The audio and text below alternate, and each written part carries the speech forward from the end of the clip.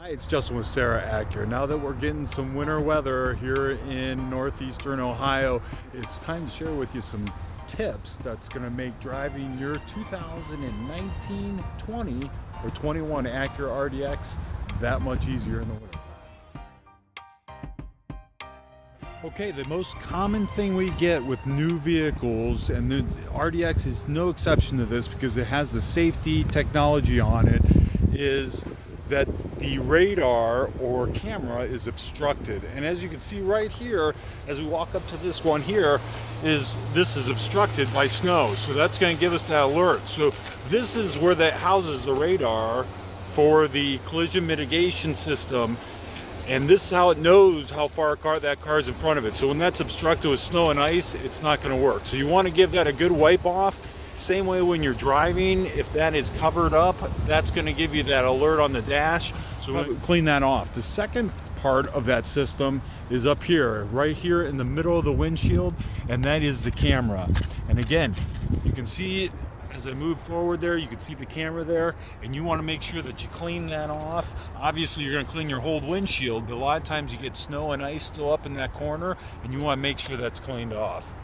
The next thing that we have here is the most obvious is I can't even see these wipers, but I'm going to clean this away.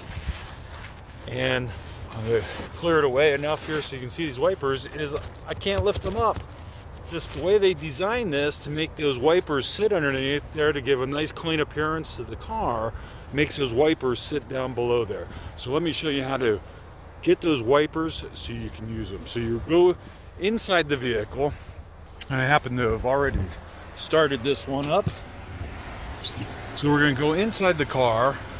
I'm going to go over here to our stock that has the wipers, and I'm going to hold up on that at the same time that I turn the vehicle off. And you can see those wipers now sit up in the upright position. So now as I go back out to the car here to clean them off, they now can be flipped all the way up, and I can clean those wipers off. I can clean up underneath those wipers and get all that snow out from underneath there. So that's two of the most common things that we come across here on the new RDX that people aren't aware of. Now those wipers will go back down to their normal position when I get in the car.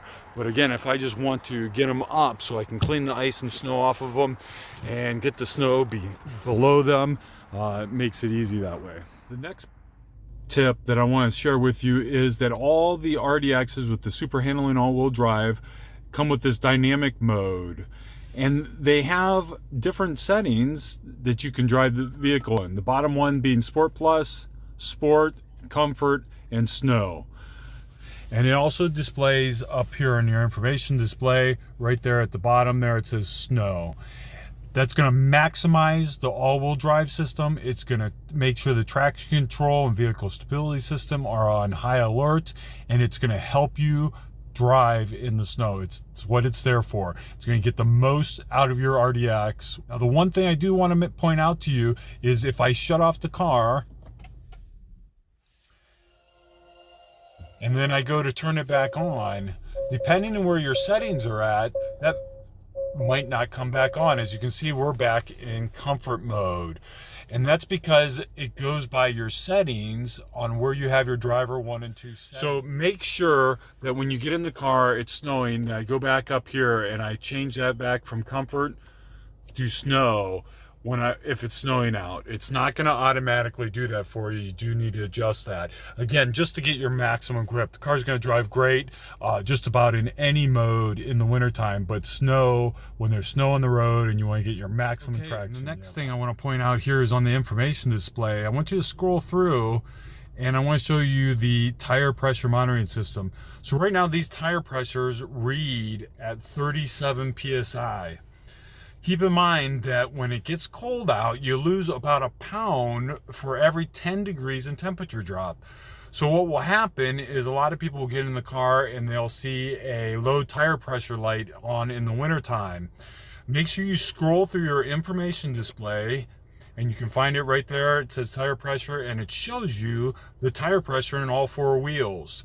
That typically that light or that indicator, when it gets low, will come on at 27, 28 psi. And again, that's just because it got cold out and that temperature dropped. Now, obviously, if you have one tire that's reading 27, 28, and the other ones are reading 37, then you probably have more of an issue. But if they've all dropped, the best thing to do is to drive the car for a little bit, and the tire pressure should go back up, or wait till later in the day as the day warms up, that tire pressure will go up. It's nothing to be alarmed of. Typically what happens at this time of year, tire pressure lights come on because the temperature's dropped. And again, just to check your tire pressure, make sure all the tire pressures are the same temperature or within 1 or 2, because they will fluctuate a little bit. But make sure they're consistent. If you have one of them that's way lower than the others, then it's time to take it to your dealer and get it checked out and see what's wrong with that tire. Okay, and the last tip I want to share with you that is a great feature, and I don't think a lot of people understand it or know how it works, the auto seat heaters. And these are great because this auto button keeps you from having to turn on your seat heaters manually on and off depending on where your seat warms up. So what happens is you put this in the auto setting, and then as your vehicle warms up, your seat will automatically turn down for you.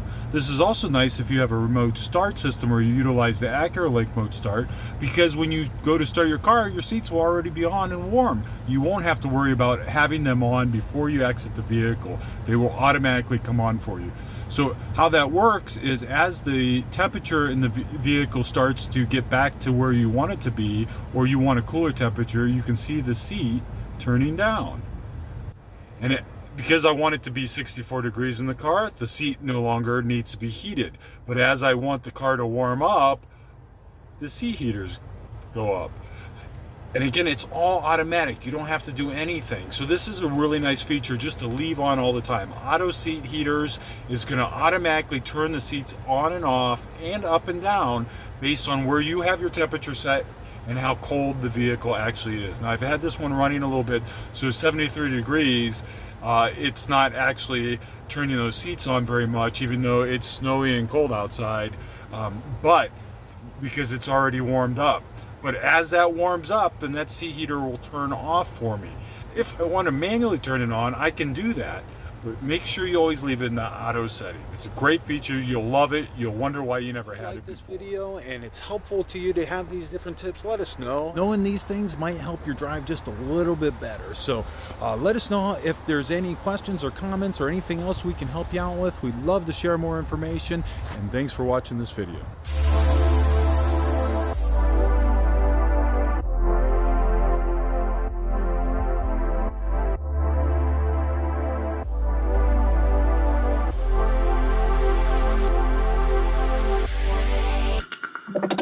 It's Justin with Serra Acura, and now that we're getting some weather